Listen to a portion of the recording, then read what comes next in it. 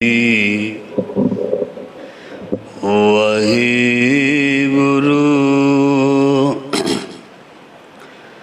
सत संगत मह हरि उस्तत है। संग साधु मिलै प्यारिया, ओए पुरख प्राणी धन जन है। उपदेश करै पर उपकार्या, हर नाम दिलावै हर नाम सुनावै। हर नामे जग निस्तारया, गुर वेखण को सब कोई लोचै। नवखंड जगत नमस्कारया, तुद आपे आप रखिया सतगुर विच। गुर आपे तुद सवारिया, तू आपे ही पूजै पूज करावै। सतगुर को सिरजनहारया,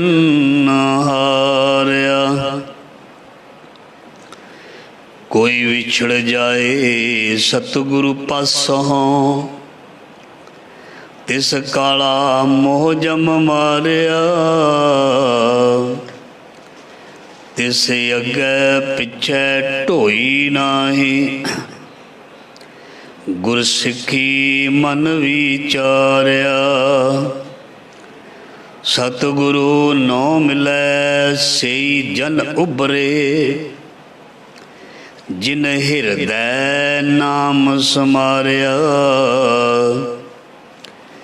जन नानक के गुर सिख पुत हो। हर जपे हो हर निस्तारया, मेरे माधो जी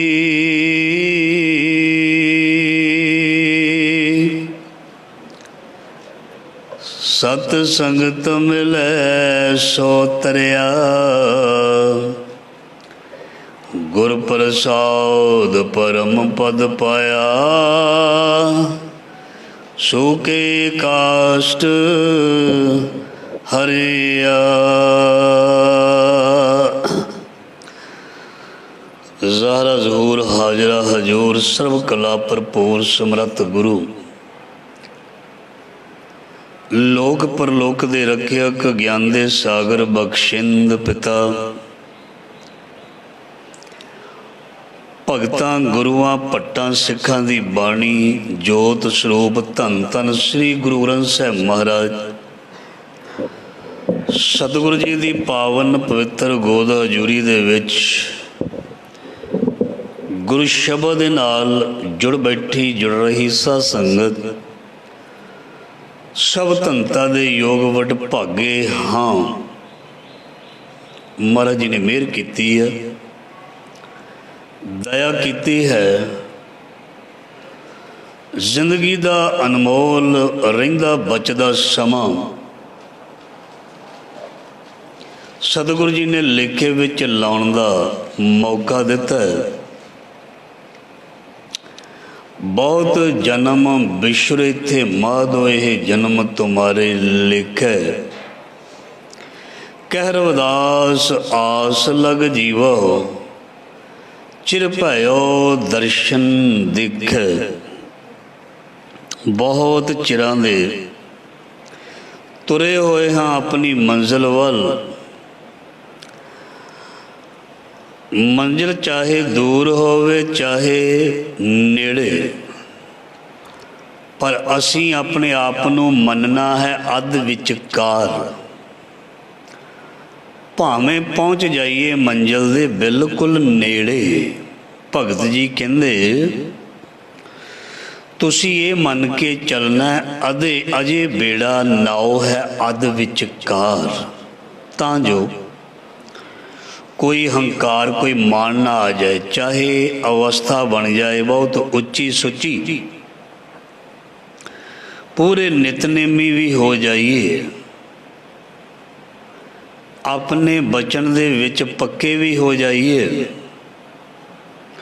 ਗੁਰਮਤਿ ਦੇ ਧਾਰਨੀ ਵੀ ਹੋ ਜਾਈਏ, ਫਿਰ ਵੀ ਇਹ ਮੰਨਣਾ ਹੈ ਵੀ ਅਜੇ ਬੇੜਾ ਹੈ ਅੱਧ ਵਿਚਕਾਰ, ਤਾਂ ਜੋ ਸਾਨੂੰ ਕਿਸੇ ਕਿਸਮ ਦਾ ਆਪਣੀ ਬੰਦਗੀ 'ਤੇ, ਆਪਣੀ ਵਿਦਵਤਾ 'ਤੇ, ਆਪਣੇ ਚੱਲਣ 'ਤੇ, ਆਪਣੇ ਨੇਮ 'ਤੇ, ਆਪਣੇ ਪ੍ਰੇਮ 'ਤੇ ਕੋਈ ਅਹੰਕਾਰ ਨਾ ਆ ਜਾਏ। ਕੀਤੀ ਹੋਈ ਕਮਾਈ ਜਿਹੜੀ ਹੈ ਉਹ ਪਿਛਾਂਹ ਨਾ ਚਲੀ ਜਾਏ ਜਾਂ ਖਤਮ ਨਾ ਹੋ ਜਾਏ। ਇਸ ਕਰਕੇ ਅਸੀਂ ਇਹ ਕਹਿਣਾ ਵੀ ਅਜੇ ਸਾਡਾ ਜੀਵਨ ਰੂਪੀ, ਸਫਲਤਾ ਰੂਪੀ ਬੇੜਾ ਜਿਹੜਾ ਹੈ ਉਹ ਅੱਧ ਵਿਚਕਾਰ ਹੈ। ਅਜੋ ਸੋ ਨਾਉ ਸਮੁੰਦਰ ਮੈਂ ਕਿਆ ਜਾਨੋ ਕਿਆ ਹੋਏ। ਸੋ ਇਸ ਪ੍ਰਕਾਰ ਦੇ ਨਾਲ ਸੋਚਣ ਤੇ ਚੱਲਣ ਵਾਲੇ ਦੀ ਸੋਚ ਜਿਹੜੀ ਹੈ ਅੱਗੇ ਵੱਲ ਜਾਏਗੀ, ਪਿਛਾਂਹ ਵੱਲ ਨਹੀਂ ਜਾਏਗੀ। ਔਰ ਉਹ ਇਨਸਾਨ ਹਮੇਸ਼ਾ ਆਪਣੀਆਂ ਗਲਤੀਆਂ ਨੂੰ ਦੇਖੇਗਾ। ਤੇ ਜੇ ਉਸ ਨੂੰ ਪਤਾ ਲੱਗ ਜੇ ਮੈਂ ਤੇ ਪਹੁੰਚ ਹੀ ਗਿਆ, ਹੁਣ ਕੀ ਜ਼ਰੂਰਤ ਹੈ, ਤੇ ਫਿਰ ਉਹ ਇਨਸਾਨ ਕਈ ਵਾਰ ਲਾਗੇ ਪਹੁੰਚਿਆ ਹੋਇਆ ਵੀ ਕਈ ਵਾਰ ਦੂਰ ਹੋ ਜਾਂਦਾ। ਸੋ ਇਸ ਲਈ ਮੰਜ਼ਿਲ ਸਾਡੇ ਨਜ਼ਦੀਕ ਹੈ ਭਾਵੇਂ, ਪਹੁੰਚ ਚੱਲੇ ਹਾਂ ਆਪਣੇ ਸਤਿਗੁਰ ਦੇ ਕੋਲ, ਫਿਰ ਵੀ ਕਹਿਣਾ ਮਹਾਰਾਜ ਜੀ ਅਜੇ ਵੀ ਜੀ ਜੰਤ ਤੇਰੇ ਧਾਰੇ ਪ੍ਰਭ ਡੋਰੀ ਹਾਥ ਤੁਮਾਰੇ। ਪਤੰਗ ਦਾ ਕੋਈ ਪਤਾ ਨਹੀਂ ਕਦੋਂ ਹੱਥੋਂ ਡੋਰ ਛੁੱਟ ਜਾਏ ਤੇ ਕਿੱਥੇ ਪਤੰਗ ਚਲਿਆ ਜਾਏ, ਪਤਾ ਨਹੀਂ। ਅਸਮਾਨ ਦੇ ਉੱਪਰ ਐਸਾ ਪਤੰਗ ਚਲਿਆ ਜਾਂਦਾ ਕਈ ਵਾਰ ਦਿਸਣਾ ਵੀ ਬੰਦ ਹੋ ਜਾਂਦਾ। ਦੇਖਣ ਵਾਲੇ ਨੂੰ ਇੱਦਾਂ ਲੱਗਦਾ ਮੇਰੀ ਗੁੱਡੀ ਬਹੁਤ ਉੱਚੀ ਚੜ੍ਹ ਗਈ, ਮੇਰਾ ਪਤੰਗ ਅਸਮਾਨ ਨੂੰ ਛੂਹਣ ਲੱਗ ਗਿਆ। ਤੇ ਉਹਨੂੰ ਪਤਾ ਹੋਣਾ ਚਾਹੀਦਾ ਹੇਠਾਂ ਡੋਰ ਵੀ ਬਹੁਤ ਘੱਟ ਰਹਿ ਗਈ ਹੈ। ਜੇ ਹੱਥੋਂ ਡੋਰ ਨਿਕਲ ਗਈ ਨਾ, ਅਸਮਾਨ ਦੇ ਵਿੱਚ ਉੱਡ ਰਿਹਾ ਤੇਰਾ ਪਤੰਗ ਲੱਭਣਾ ਨਹੀਂ ਕਿੱਧਰ ਗਿਆ, ਕਿਹੜੀਆਂ ਹਵਾਵਾਂ ਦੇ ਵਿੱਚ ਗੁਆਚ ਗਿਆ। ਇਸ ਕਰਕੇ ਜੀ ਜੰਤ ਤੇਰੇ ਧਾਰੇ ਪ੍ਰਭ ਡੋਰੀ ਹਾਥ ਤੁਮਾਰੇ। ਸਾਡੇ ਜੀਵਨ ਦੀ ਡੋਰ, ਸਾਡੇ ਸਵਾਸਾਂ ਦੀ ਡੋਰ, ਸਫਲਤਾ ਦੀ ਡੋਰ ਸਾਡੇ ਮਾਲਕ ਦੇ ਹੱਥ ਵਿੱਚ ਹੈ। ਇਸ ਕਰਕੇ ਕਦੀ ਵੀ ਅਸੀਂ ਮਾਨ ਹੰਕਾਰ ਜਾਂ ਦਾਵਾ ਨਹੀਂ ਕਰਨਾ ਵੀ ਬਸ ਹੁਣ ਤੇ ਪਾਰ ਹੋ ਗਏ, ਹੁਣ ਤੇ ਬਹੁਤ ਦੂਰ ਨਹੀਂ ਹੈ ਮੰਜ਼ਿਲ। ਜਦੋਂ ਤੱਕ ਰਿਜ਼ਲਟ ਨਾ ਆਵੇ ਉਦੋਂ ਤੱਕ ਨਿਆਣੇ ਨੂੰ ਡਰ ਹੀ ਲੱਗਿਆ ਰਹਿੰਦਾ, ਪਤਾ ਨਹੀਂ ਪਾਸ ਕਿ ਫੇਲ। ਭਾਵੇਂ ਉਸਨੇ ਬਹੁਤ ਅੱਛੇ ਐਗਜ਼ਾਮ ਦਿੱਤੇ ਹੋਣ, ਫਿਰ ਵੀ ਜਦੋਂ ਤੱਕ ਰਿਜ਼ਲਟ ਹੱਥ ਵਿੱਚ ਆ ਨਹੀਂ ਜਾਂਦਾ ਉਸ ਨੂੰ ਡਰ ਹੀ ਬਣਿਆ ਰਹਿੰਦਾ ਹੈ। ਅੰਦਰ ਡਰ ਰਹਿੰਦਾ ਹੈ, ਪਤਾ ਨਹੀਂ ਪਾਸ ਹੋਵਾਂਗੇ ਕਿ ਫੇਲ। ਭਾਵੇਂ ਪਾਸ ਦੀ ਪੂਰੀ ਉਸ ਨੂੰ ਗਰੰਟੀ ਹੁੰਦੀ ਹੈ, ਪਰ ਫਿਰ ਵੀ ਥੋੜ੍ਹਾ ਕਿਸੇ ਨਾ ਕਿਸੇ ਕੋਨੇ 'ਤੇ ਥੋੜ੍ਹਾ ਬਹੁਤਾ ਉਹ ਭੈ ਡਰ ਬਣਿਆ ਰਹਿੰਦਾ। ਸੋ ਇਹ ਭੈ ਡਰ ਜਿਹੜਾ ਹੈ ਪਰਮਾਤਮਾ ਦਾ, ਇਹ ਤੇ ਬਣਿਆ ਹੀ ਰਹਿਣਾ ਚਾਹੀਦਾ। ਧਿਆਨ ਦੇਣਾ, ਚਾਹੇ ਕੋਈ ਧੀ ਪੁੱਤ ਆਪਣੇ ਮਾਂ ਬਾਪ ਤੋਂ ਅੱਗੇ ਕਿਉਂ ਨਾ ਨਿਕਲ ਜਾਏ, ਪੜ੍ਹਾਈ ਵਿੱਚ, ਕਮਾਈ ਵਿੱਚ, ਧਿਆਨ ਦੇਣਾ।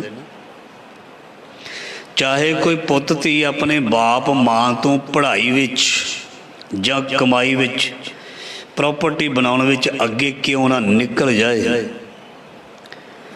ਪਰ ਉਸ ਦਾ ਮਾਂ ਤੇ ਬਾਪ, ਉਸ ਦਾ ਮਾਂ ਬਾਪ ਹੀ ਹੁੰਦਾ, ਉਹਦਾ ਭੈ ਹੋਣਾ ਹੀ ਚਾਹੀਦਾ।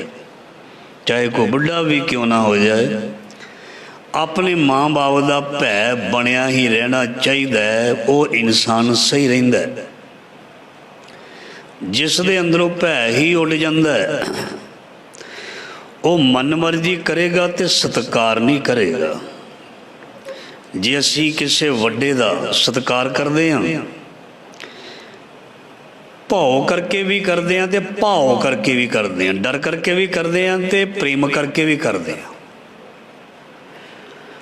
ਡਰ ਦਾ ਮਤਲਬ ਉਹ ਨਹੀਂ ਹੈ ਕਿ ਅਸੀਂ ਦਬ ਕੇ ਰਹਿਣਾ, ਨਹੀਂ। ਦੂਸਰੇ ਬੰਦੇ ਦਾ ਪ੍ਰਭਾਵ, ਰਿਸ਼ਤੇ ਦਾ ਪ੍ਰਭਾਵ ਰੱਖਣਾ ਵੀ ਇਹ ਮੇਰਾ ਵੱਡਾ, ਇਹਦਾ ਪ੍ਰਭਾਵ ਹੈ, ਇਹ ਮੇਰਾ ਬਜ਼ੁਰਗ ਹੈ, ਬਜ਼ੁਰਗੀ ਦਾ ਪ੍ਰਭਾਵ ਡਰ ਪੈ, ਉਹ ਚੀਜ਼ ਹੈ, ਹੋਰ ਦੂਸਰਾ ਡਰ ਨਹੀਂ। ਹਰ ਕੋਈ ਆਪਣਾ ਕਮਾਉਂਦਾ, ਆਪਣਾ ਖਾਂਦਾ, ਡਰਦਾ ਕੋਈ ਵੀ ਨਹੀਂ। ਕਿਸੇ ਦੀ ਉਮਰ ਦਾ, ਕਿਸੇ ਦੇ ਤਜਰਬੇ ਦਾ ਔਰ ਆਪਣੇ ਮਾਂ-ਬਾਪ ਦਾ, ਆਪਣੇ ਮਾਂ-ਬਾਪ ਦੇ ਸਨਮਾਨ ਦਾ ਥੋੜ੍ਹਾ ਡਰ ਰੱਖਣਾ ਚਾਹੀਦਾ ਹੈ। ਮਨੁੱਖ ਉਹਦਾ ਸਤਿਕਾਰ ਤੇ ਇੱਜ਼ਤ ਕਰਦਾ ਰਹੇਗਾ। ਜਦੋਂ ਭਾਉ ਤੇ ਭੈ ਮਿਟ ਜਾਣ ਫਿਰ ਇਨਸਾਨ ਸਤਿਕਾਰ ਵੀ ਨਹੀਂ ਕਰਦਾ ਤੇ ਫਿਰ ਪੁੱਛਦਾ ਵੀ ਨਹੀਂ। ਇਸ ਕਰਕੇ ਇਹ ਚੀਜ਼ ਬਣੀ ਰਹਿਣੀ ਚਾਹੀਦੀ ਹੈ, ਖਾਸ ਕਰਕੇ ਰੱਬ ਦੇ ਪ੍ਰਤੀ।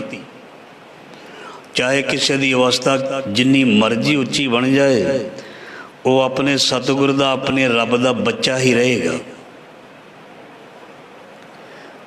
ਉਹ ਆਪਣੇ ਸਤਿਗੁਰ ਦਾ ਨਿਆਣਾ ਬੱਚਾ ਹੀ ਰਹੇਗਾ। ਗੁਰ ਕੀ ਮਤ ਤੋਂ ਲੇਹ ਆਨੇ ਵਾਲੀ ਗੱਲ, ਉਹ ਹਮੇਸ਼ਾ ਸਾਰੀ ਜ਼ਿੰਦਗੀ ਬੱਚਾ ਹੀ ਰਹੇਗਾ, ਬੱਚਾ ਹੀ ਰਹੇਗਾ। ਬੱਚੇ ਬਣਨ ਦੇ ਵਿੱਚ ਬਹੁਤ ਸੁੱਖ ਹੈ।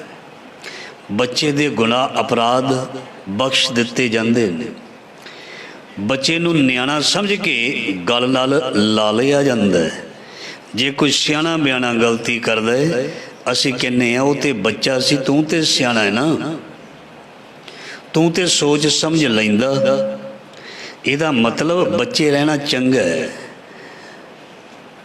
ਹਮ ਬਾਰਕ ਤੁਮ ਪਿਤਾ ਹਮਾਰੇ, ਤੁਮ ਮੁਖ ਦੇਵੋ ਖੀਰਾ, ਹਮ ਖੇਲੇ ਸਭ ਲਾਡ ਲਡਾਵੇ, ਤੁਮ ਸਦ ਗੁਣੀ ਗਹੀਰਾ। ਅਸੀਂ ਉਸ ਦੇ ਬੱਚੇ ਹੀ ਹਮੇਸ਼ਾ ਬਣ ਕੇ ਰਹੀਏ।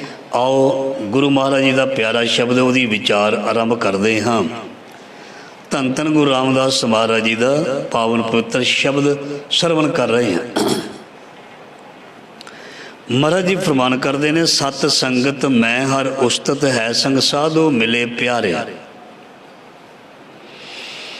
ਕਰਿਆਨੇ ਦੀ ਦੁਕਾਨ ਤੋਂ ਕਰਿਆਨਾ ਮਿਲਣਾ, ਬਜਾਜ ਦੀ ਦੁਕਾਨ ਤੋਂ ਬਜਾਜੀ ਜਾਂ ਕੱਪੜਾ ਮਿਲਣਾ, ਹਲਵਾਈ ਦੀ ਦੁਕਾਨ ਤੋਂ ਮਠਿਆਈ ਮਿਲਣੀ ਹੈ, ਤੇ ਹੋਰ ਕਿਸੇ ਸ਼ੋਰੂਮ ਵਿੱਚ ਚਲੇ ਜਾਈਏ ਉਹਦੇ ਨਾਲ ਸੰਬੰਧਿਤ ਚੀਜ਼ ਮਿਲਣੀ ਹੈ। ਜਿਸ ਨੇ ਨਾਮ ਲੈਣਾ, ਜਿਸ ਨੇ ਸਤ ਸੰਗਤ ਵਾਲੀਆਂ ਬਰਕਤਾਂ ਪ੍ਰਾਪਤ ਕਰਨੀਆਂ ਹਨ, ਗੁਰੂ ਮਹਾਰਾਜ ਜੀ ਕਹਿੰਦੇ ਉਸ ਨੂੰ ਸਤ ਸੰਗਤ ਵਿੱਚ ਜਾਣਾ ਪਏਗਾ।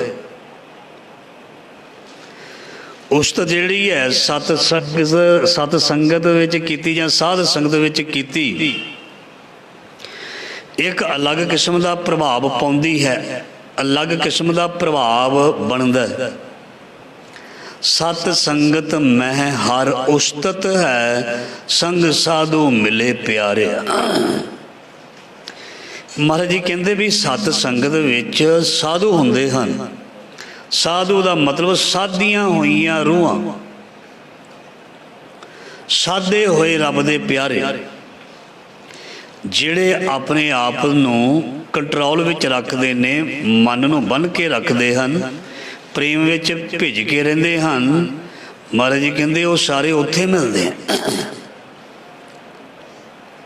ਤਾਂ ਹੀ ਕਹਿੰਦੇ ਵਿੱਚ ਸੰਗਤ ਹਰ ਭਰੋ ਵਸੇ ਜੀਓ, ਕਿਉਂਕਿ ਗੁਰੂ ਦੇ ਚਰਨਾਂ ਦੇ ਵਿੱਚ ਅਕਸਰ ਉਹੀ ਲੋਕ ਆਉਂਦੇ ਹਨ ਜਿਹੜੇ ਗੁਰੂ ਨਾਲ ਪ੍ਰੇਮ ਕਰਦੇ ਹਨ। ਇਸ ਕਰਕੇ ਪ੍ਰੇਮਾ ਭਗਤੀ ਵਿੱਚ, ਪ੍ਰੇਮੀਆਂ ਦੇ ਵਿੱਚ ਰੱਬ ਦਾ ਵਸਣਾ ਕੁਦਰਤੀ ਹੈ। ਗੁਰੂ ਮਹਾਰਾਜ ਜੀ ਕਹਿੰਦੇ ਸਤ ਸੰਗਤ ਕਰਿਆ ਕਰ, ਕਿਉਂਕਿ ਉੱਥੇ ਸੰਗ ਸਾਧੂ ਮਿਲੇ ਪਿਆਰੇ ਆ। ਉੱਥੇ ਤੈਨੂੰ ਕੋਈ ਨਾ ਕੋਈ ਰੂਹ ਐਸੀ ਜ਼ਰੂਰ ਮਿਲੇਗੀ ਜਿਹੜੀ ਰੱਬ ਨਾਲ ਜੁੜੀ ਹੋਈ ਹੋਏਗੀ। ਚਾਹੇ ਤੁਸੀਂ ਧਾਰਮਿਕ ਸਥਾਨ 'ਤੇ ਜਿੱਥੇ ਮਰਜ਼ੀ ਜਾਓ, ਸਾਰੇ ਭਾਵੇਂ ਨਾ, ਪਰ ਕੁਝ ਰੂਹਾਂ ਐਸੀਆਂ ਜ਼ਰੂਰ ਦਰਸ਼ਨ ਦੇਣਗੀਆਂ, ਮਿਲਣਗੀਆਂ, ਜਿਹੜੀਆਂ ਉਸ ਪ੍ਰਮਾਤਮਾ ਦੇ ਨਾਲ ਇੱਕਮਿਕ ਹੋਈਆਂ ਹੁੰਦੀਆਂ ਹਨ। ਜਾਂ ਜੇ ਕਹਿ ਲਈਏ ਬਹੁਤ ਨੇਕ ਚੰਗੇ ਇਨਸਾਨ ਸਤ ਸੰਗਤ ਵਿੱਚ ਮਿਲਦੇ ਹਨ, ਕਿਉਂਕਿ ਸਾਧ ਸੰਗਤ ਦਾ ਅਸਥਾਨ ਹੀ ਐਸਾ, ਇੱਥੇ ਕੁਦਰਤੀ ਹੀ ਬਖਸ਼ਿਸ਼ਾਂ ਹੁੰਦੀਆਂ ਹਨ। ਇਸ ਕਰਕੇ ਮਹਾਰਾਜ ਜੀ ਨੇ ਕਿਹਾ ਵੀ ਸਤ ਸੰਗਤ ਜਿਹੜੀ ਹੈ ਮਹਾਨ ਹੈ, ਸੰਗਤ ਜਿਹੜੀ ਬਹੁਤ ਮਹਾਨ ਹੈ। ਸੋ ਗੁਰੂ ਰਾਮਦਾਸ ਮਹਾਰਾਜ ਜੀ ਫਰਮਾਨ ਕਰ ਰਹੇ ਹਨ, ਸਤ ਸੰਗਤ ਮੈਂ ਹਰ ਉਸਤਤ ਹੈ, ਸੰਗ ਸਾਧੂ ਮਿਲੇ ਪਿਆਰਿਆ। ਜਿਵੇਂ ਅਸੀਂ ਇੱਕ ਦੂਜੇ ਨੂੰ ਕੋਈ ਰੀਸ ਕਰਕੇ ਕੰਮ ਕਰਦੇ ਹਾਂ ਨਾ, ਰੀਸ ਦੇ ਨਾਲ ਅਸੀਂ ਕੱਪੜਾ ਲੈ ਲਿਆ, ਦੂਸਰੇ ਦੀ ਰੀਸ ਦੇ ਨਾਲ ਘਰ ਬਣਾ ਲਿਆ, ਦੂਸਰੇ ਦੀ ਰੀਸ ਨਾਲ ਗੱਡੀ ਲੈ ਲਈ, ਦੂਸਰੇ ਦੀ ਰੀਸ ਦੇ ਨਾਲ ਕੋਈ ਪ੍ਰੋਪਰਟੀ ਲੈ ਲਈ, ਵੀ ਉਹਨੇ ਵੀ ਲਈ ਅਸੀਂ ਵੀ ਕਿਉਂ ਨਾ ਲਈਏ। ਅਤੇ ਜਦੋਂ ਕੋਈ ਸਤ ਸੰਗਤ ਵਿੱਚ ਸਤ ਸੰਗੀ ਬਹਿੰਦਾ ਹੈ ਨਾ, ਅਤੇ ਉਹਨਾਂ ਨੂੰ ਵੀ ਉਹਨਾਂ ਦੀ ਰੀਸ ਆ ਜਾਂਦੀ ਹੈ ਵੀ ਉਹ ਜੁੜਿਆ ਹੋਇਆ, ਉਹਦੇ 'ਤੇ ਇੰਨੀ ਬਖਸ਼ਿਸ਼ ਹੈ ਅਤੇ ਮੈਂ ਵੀ ਕਿਉਂ ਨਾ ਉਹਦੇ ਵਰਗਾ ਬਣਾ। ਇਹ ਕੁਦਰਤੀ ਮਨ ਵਿੱਚ ਇਹ ਆ ਜਾਂਦਾ। ਜੇ ਉਹ ਸੇਵਾ ਕਰਦਾ ਮੈਂ ਕਿਉਂ ਨਾ ਕਰਾਂ, ਜੇ ਉਹ ਇੰਨਾ ਚਿਰ ਬਹਿ ਕੇ ਗੁਰੂ ਨਾਲ ਜੁੜਦਾ ਮੈਂ ਕਿਉਂ ਨਾ ਬੈਠਾਂ, ਜੇ ਉਸਨੇ ਗੁਰੂ ਘਰ ਜਾ ਕੇ ਸਭ ਕੁਝ ਪ੍ਰਾਪਤ ਕਰ ਲਿਆ ਮੈਂ ਸੇਵਾ ਸਿਮਰਨ ਕਰਕੇ ਕਿਉਂ ਨਾ ਪ੍ਰਾਪਤ ਕਰਾਂ। ਇਹਨੂੰ ਕਹਿੰਦੇ ਨੇ ਰੰਗ ਲਾਗਤ ਲਾਗਤ ਲਾਗਤ ਹੈ। ਜਿਵੇਂ ਬੱਚੇ ਇੱਕ ਦੂਜੇ ਦੀ ਰੀਸ ਕਰਦੇ ਨੇ, ਸਿਆਣੇ ਵੀ ਇੱਕ ਦੂਜੇ ਦੀ ਰੀਸ ਕਰਦੇ ਹਨ। ਬਹੁਤ ਜ਼ਿਆਦੀਆਂ ਆਦਤਾਂ ਬੰਦਾ ਇੱਕ ਦੂਜੇ ਦੀ ਰੀਸ ਕਰਕੇ ਸਿੱਖਦਾ। ਸੋ ਇਸ ਕਰਕੇ ਜਦੋਂ ਸਤ ਸੰਗਤ ਕੋਈ ਕਰੇਗਾ ਨਾ, ਉੱਥੇ ਵੀ ਜਿਹਨੂੰ ਪੰਜਾਬੀ ਕਹਿੰਦਾ ਰੀਸੋ ਰੀਸ, ਉਹ ਵੀ ਕਹੇਗਾ ਵੀ ਮੈਂ ਵੀ ਜੁੜ ਜਾਵਾਂ, ਮੈਂ ਵੀ ਕੁਝ ਕਰਾਂ, ਮੈਂ ਵੀ ਕੁਝ ਚਿਰ ਬੈਠਾਂ। ਸੋ ਸਤਿਗੁਰੂ ਜੀ ਕਹਿੰਦੇ ਨੇ ਫਿਰ ਉੱਥੇ ਕੋਈ ਨਾ ਕੋਈ ਰੱਬ ਦਾ ਪਿਆਰਾ ਸਾਧੂ ਗੁਰਸਿੱਖ ਸੰਤ ਜਨ ਜੀਵਨ ਨੂੰ ਸਵਾਰ ਦਿੰਦਾ, ਜੀਵਨ ਨੂੰ ਬਣਾ ਦਿੰਦਾ। ਉਹ ਪੁਰਖ ਪ੍ਰਾਣੀ ਧਨ ਜਨ ਹੈ, ਉਪਦੇਸ਼ ਕਰੇ ਪਰਉਪਕਾਰੇ। ਸੋ ਗੁਰੂ ਪਾਤਸ਼ਾਹ ਜੀ ਫਰਮਾਨ ਕਰਦੇ ਹਨ, ਉਹ ਮਨੁੱਖ ਬਹੁਤ ਚੰਗੇ ਹਨ, ਮੁਬਾਰਕ ਹਨ, ਉਹਨਾਂ ਨੂੰ ਸ਼ਾਬਾਸ਼ ਹੈ। ਕੌਣ? ਉਹ ਪੁਰਖ ਪ੍ਰਾਣੀ ਧਨ ਜਨ, ਧਨ ਜਨ ਹੈ, ਉਪਦੇਸ਼ ਕਰੇ ਪਰ ਉਪਕਾਰਿਆ। ਉਹ ਗੁਰੂ ਦੀ ਸਿਫਤ ਸਲਾਹ ਕਰਦੇ ਹਨ, ਸੁਣਾਉਂਦੇ ਹਨ, ਆਪ ਜੁੜਦੇ ਹਨ ਅਤੇ ਦੂਜਿਆਂ ਨੂੰ ਜੋੜਦੇ ਹਨ। ਤੁਸੀਂ ਧਿਆਨ ਨਾਲ ਦੇਖਣਾ, ਕਿਸੇ ਤੁਸੀਂ ਗੁਰਦੁਆਰੇ ਤੀਰਥ ਸਥਾਨ 'ਤੇ ਇਤਿਹਾਸਕ ਸਥਾਨ 'ਤੇ ਜਾਓ, ਤੁਹਾਨੂੰ ਐਸੇ ਕੋਈ ਸੱਜਣ ਮਿਲਣਗੇ, ਉਹ ਤੁਹਾਨੂੰ ਬਹੁਤ ਵਧੀਆ ਬੋਲਣਗੇ, ਤੁਹਾਨੂੰ ਕੁਝ ਖਾਣ ਪੀਣ ਨੂੰ ਸੇਵਾ ਦੇ ਵਿੱਚ ਵੀ ਦੇ ਦੇਣਗੇ, ਤੁਹਾਡੀ ਹੈਲਪ ਕਰਨ ਨੂੰ ਵੀ ਅੱਗੇ ਆਉਣਗੇ। ਕਿਉਂਕਿ ਜਦੋਂ ਅਸੀਂ ਕੋਈ ਸਤ ਸੰਗੀ ਦਾ ਸੰਗ ਕਰਦੇ ਹਾਂ, ਸਾਡੀ ਸੋਚ ਜਿਹੜੀ ਹੈ ਉਹ ਇੱਕ ਪੁੰਨ ਦਾਨ ਨਾਮ ਭਜਨ ਸੇਵਾ ਵਾਲੀ ਬਣਦੀ ਹੈ। ਸਾਡਾ ਉੱਥੇ ਜਾ ਕੇ ਪੁੰਨ ਦਾਨ ਕਰਨ ਨੂੰ ਦਿਲ ਵੀ ਕਰਦਾ ਵੀ ਕੁਝ ਪੈਸਾ, ਕੁਝ ਚੀਜ਼ ਕਿਸੇ ਨੂੰ ਖਵਾ ਦਈਏ, ਕਿਸੇ ਲੇਖੇ ਲਾ ਦਈਏ, ਕਿਸੇ ਅਸੀਂ ਇਤਿਹਾਸਕ ਯਾਤਰਾ 'ਤੇ ਵੀ ਗਏ ਹੋਈਏ, ਥੋੜ੍ਹਾ ਬਹੁਤਾ ਜ਼ਰੂਰ ਪੁੰਨ ਦਾਨ ਕਰਕੇ ਆਉਂਦੇ ਹਾਂ ਵੀ ਲੇਖੇ ਲੱਗ ਜਾਏ। ਸੋ ਗੁਰੂ ਮਹਾਰਾਜ ਜੀ ਫਰਮਾਨ ਕਰਦੇ ਹਨ, ਜਿਹੜੇ ਉੱਥੇ ਰੱਬ ਦੇ ਪਿਆਰੇ ਹੁੰਦੇ ਹਨ, ਕੋਈ ਵੀ ਰੱਬ ਦਾ ਪਿਆਰਾ, ਉਹ ਗੁਰੂ ਦੀ ਗੱਲ ਜਿਹੜੀ ਹੈ ਉਹ ਜ਼ਰੂਰ ਸੁਣਾਉਂਦਾ ਹੈ, ਗੁਰੂ ਦੇ ਨਾਲ ਜ਼ਰੂਰ ਜੋੜਦਾ ਹੈ ਔਰ ਸਾਨੂੰ ਰਾਹੇ ਪਾ ਦਿੰਦਾ ਹੈ। ਉਪਦੇਸ਼ ਕਰੇ ਪਰ ਉਪਕਾਰਿਆ, ਉੱਥੋਂ ਉਪਦੇਸ਼ ਮਿਲਦਾ ਪਰ ਉਪਕਾਰ ਦੇ ਰੂਪ ਦੇ ਵਿੱਚ ਸਾਡਾ ਭਲਾ ਹੁੰਦਾ। ਦੇਖੋ ਸਤ ਸੰਗਤ ਦੇ ਵਿੱਚ ਜਿੰਨੀਆਂ ਵੀ ਰੂਹਾਂ ਤੁਹਾਨੂੰ ਮਿਲਣਗੀਆਂ ਬਹੁਤ ਪਿਆਰ ਵਾਲੀਆਂ ਮਿਲਣਗੀਆਂ, ਤੁਹਾਡੇ ਨਾਲ ਬਹੁਤ ਪਿਆਰ ਦੇ ਨਾਲ ਨਿਮਰਤਾ ਨਾਲ ਪੇਸ਼ ਆਉਣਗੀਆਂ। ਚਾਹੇ ਕੋਈ ਲੰਗਰ ਵਿੱਚ ਬੈਠਾ, ਚਾਹੇ ਕੋਈ ਕਿਤੇ ਪ੍ਰਕਰਮਾਂ ਦੇ ਵਿੱਚ ਹੈ, ਚਾਹੇ ਕੋਈ ਕਿਧਰੇ ਵੀ ਸੇਵਾ ਕਰ ਰਿਹਾ ਹੈ, ਉਹ ਤੁਹਾਡੇ ਅੱਗੇ ਹੱਥ ਜੋੜ ਕੇ, ਚਾਹੇ ਕੋਈ ਜੋੜਾ ਘਰ ਵਿੱਚ ਬੈਠਾ, ਉਹ ਤੁਹਾਡੀ ਸੇਵਾ ਦੇ ਵਿੱਚ ਹੱਥ ਜੋੜ ਕੇ ਤੁਹਾਡੇ ਜੋੜੇ ਵੀ ਫੜੇਗਾ, ਤੁਹਾਨੂੰ ਲੰਗਰ ਵੀ ਛਕਾਏਗਾ, ਤੁਹਾਨੂੰ ਮਿੱਠਾ ਵੀ ਬੋਲੇਗਾ ਅਤੇ ਤੁਹਾਨੂੰ ਕੋਈ ਰੱਬ ਦੀਆਂ ਗੱਲਾਂ ਵੀ ਸੁਣਾਏਗਾ। ਉਪਦੇਸ਼ ਕਰੇ ਪਰ ਉਪਕਾਰਿਆ।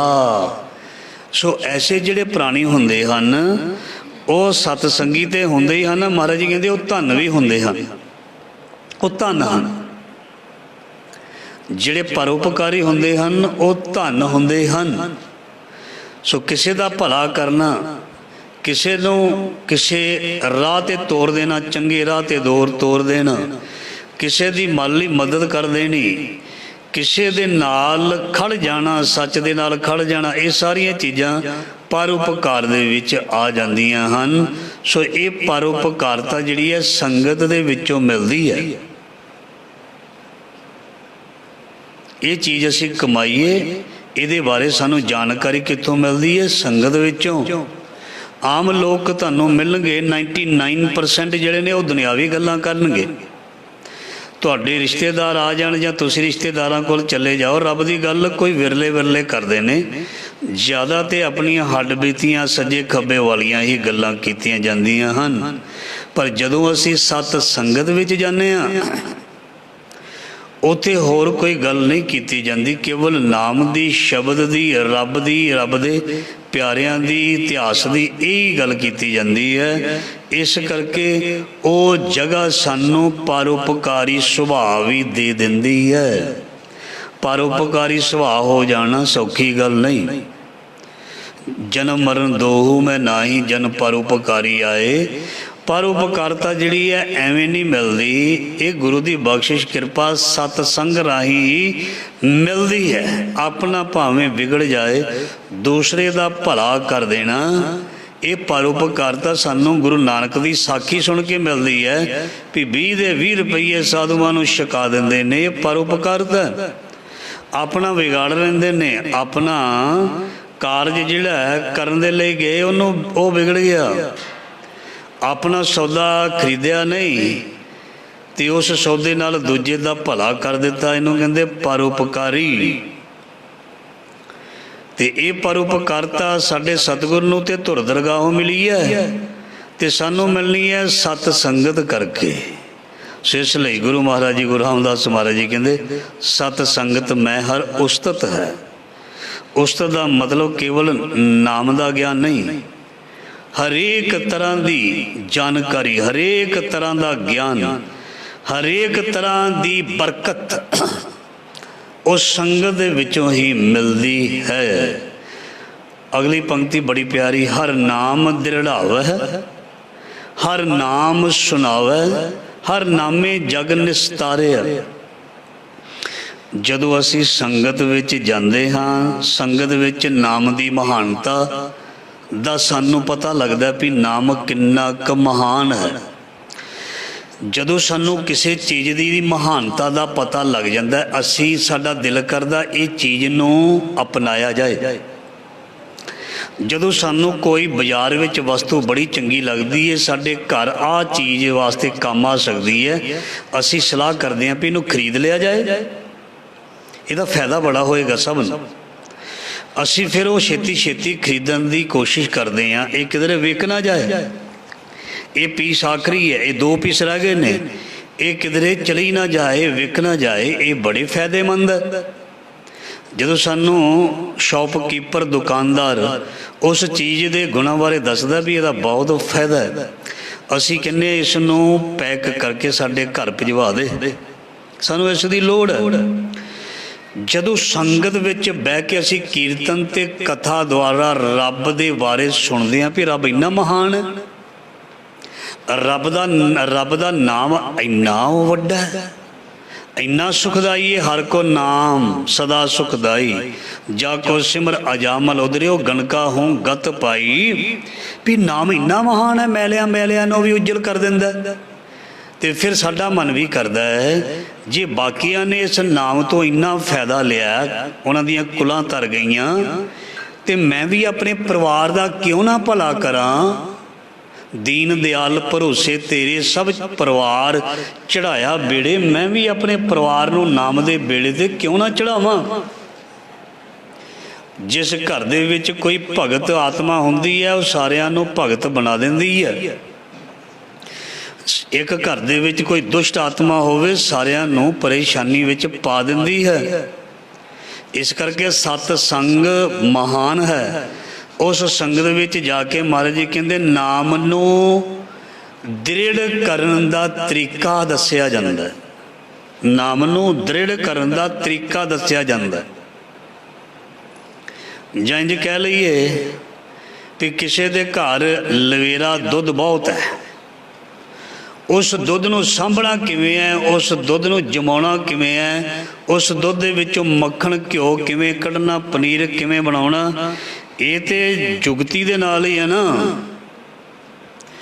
जे दुध नू सही जाग ना लगे ना मक्खण निकलदा,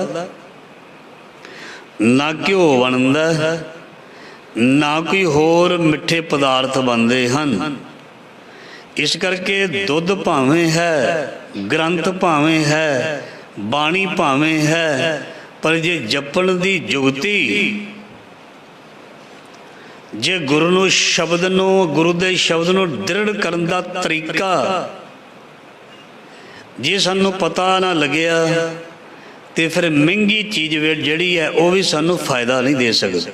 जी मैं पहला बेनती की, महंगी चीज़ कोई खरीद लियावे, कोई 50 लाख की गड्डी खरीद लियावे, उन्होंने चलाउणी ना आवे, 50 लाख की गड्डी का की फायदा। वो गड्डी जिहड़ी है वो वधिया तरीके दे नाल ड्राइविंग करनी आउणी चाहिदी है। जे नाम सानू मिल गया है गुरु ग्रंथ साहब दे राहीं, ते नाम नू अंदर वसाउण दा तरीका जिहड़ा ये आउणा चाहिदा।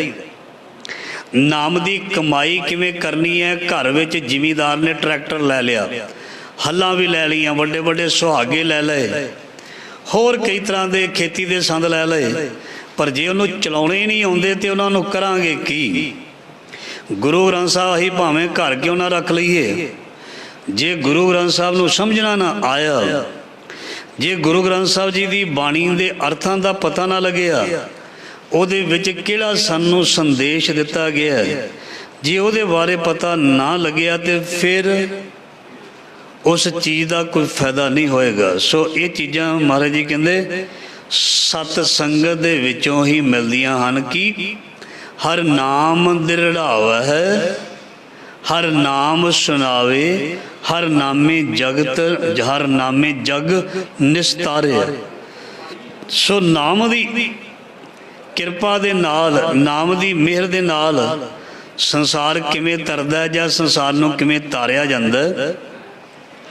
पातशाह जी फरमान करदे ने, ये सतगुरु जी सानू सत संगत विच पढ़ाउंदे ने ते जनाउंदे हन। गुर वेखण को सब कोई लोचै, ना वखंड जगत नमस्कारे। हरेक जीव जिहड़ा अपने इष्ट रब नूं जानना चाहुंदा, अपने सतगुरु नूं मिलना चाहुंदा। किसी भी धर्म का बंदा होवे, वो अपने रब नूं, अपने इष्ट नूं, अपने गुरु नूं मिलना चाहुंदा। तुद आपे गुरु वेखण को सब कोई लोचे, नवखंड जगत नमस्कारे। सो महाराज जी कहते ने नवां खंडां दे विच वसन वाली कोई भी जिहड़ी चीज़ है वो अपने गुरु दे अगे सिर नवाउंदे हन। गुरु दे हुक्म नूं मनण दे लई तत्पर रहिंदे हन, तैयार रहिंदे हन। तुद आपे आप रखिया सतगुरु विच, गुरु आपे तुद सवारिया। सतगुरु नूं भी पैदा करन वाला परमात्मा, सानू भी पैदा करन वाला परमात्मा।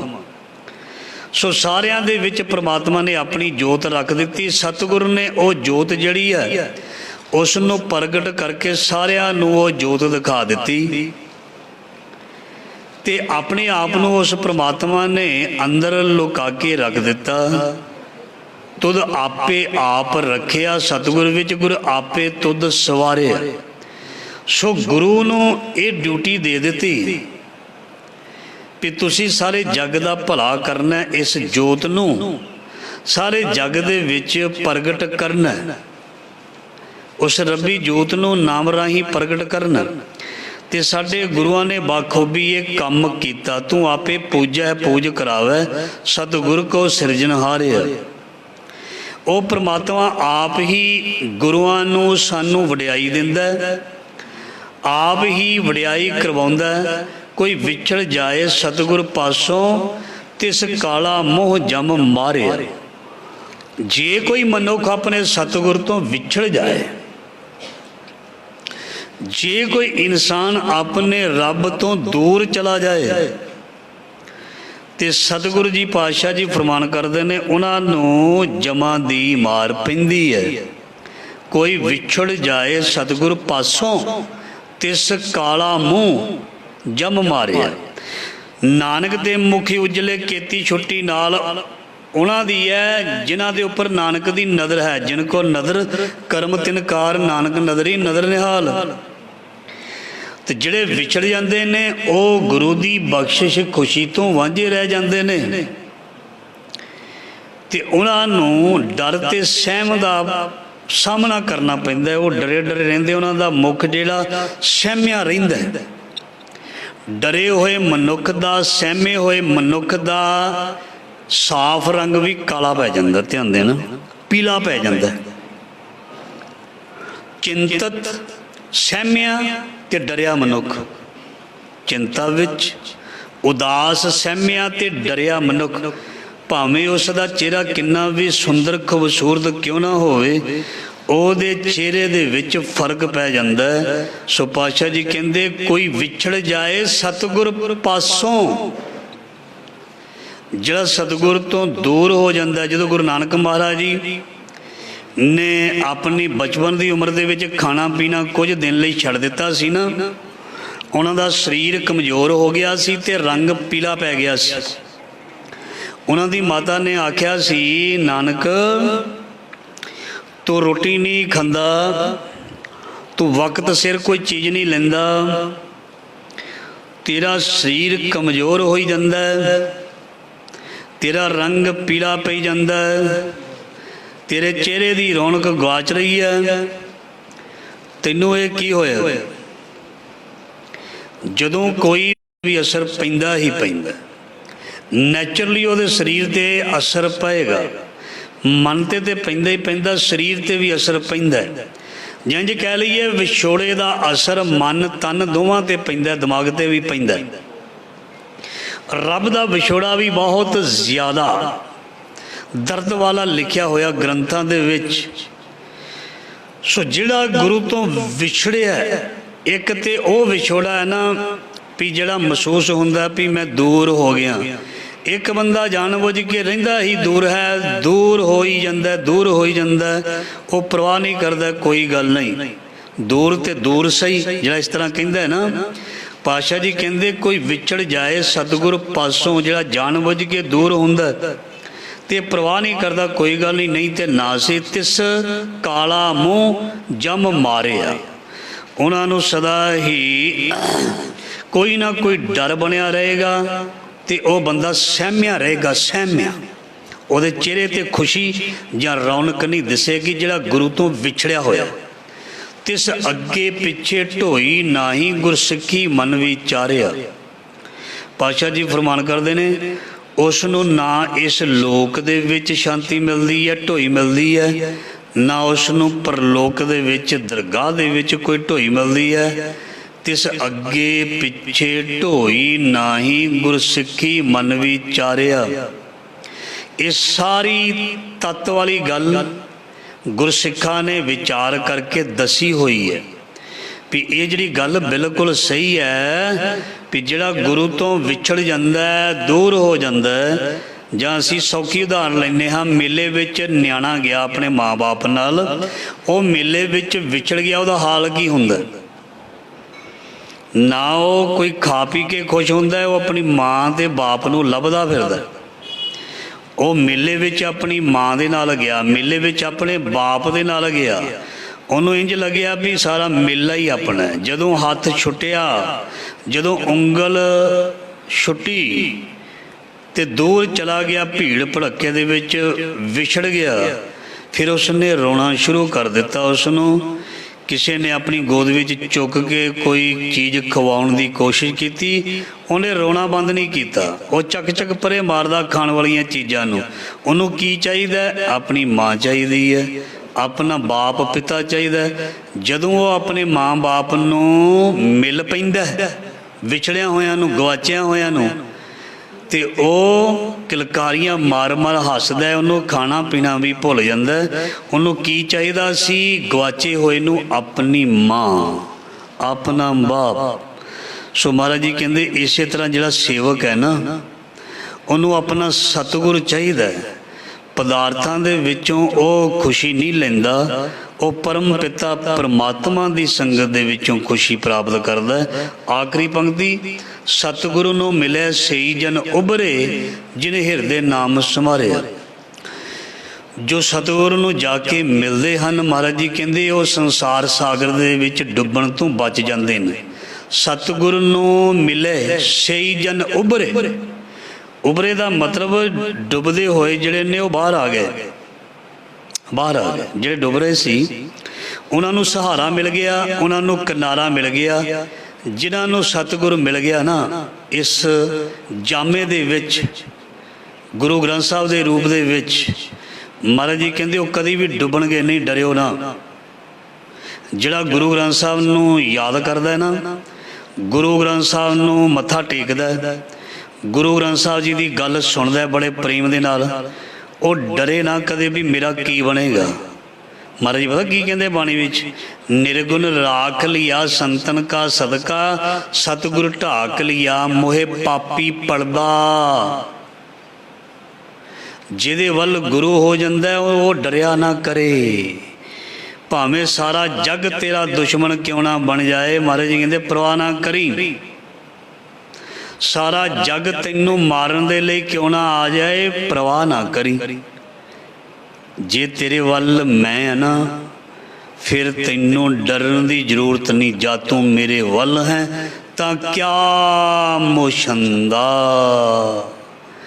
ਉਹ ਡਰਿਆ ਨਾ ਕਰੇ। ਜੰਮ ਵੀ ਦੇਖ ਕੇ ਭੱਜ ਜਾਂਦੇ ਨੇ। ਮਹਾਰਾਜ ਜੀ ਕਹਿੰਦੇ ਜਿਹਦੇ ਨਾਲ ਸਤਿਗੁਰੂ ਜੀ ਖੜਦੇ ਹੈ ਨਾ, ਕੋਈ ਤਗੜਾ ਬੰਦਾ ਖੜਿਆ ਹੋਵੇ ਨਾ, ਕੋਈ ਵੱਡਾ ਬੰਦਾ ਲਾਗੇ ਖੜਿਆ ਹੋਵੇ ਨਾ, ਬੰਦਾ ਉਦੋਂ ਹੀ ਫੁੱਲਿਆ ਫਿਰਦਾ, ਮੇਰੇ ਨਾਲ ਤੇ ਫਲਾਨਾ, ਮੇਰੀ ਤੇ ਉਹਦੇ ਨਾਲ ਵਾਕਫੀਅਤ ਹੈ, ਮੈਂ ਤੇ ਉਹਦੇ ਨਾਲ ਬਹਿੰਦਾ ਉੱਠਦਾ।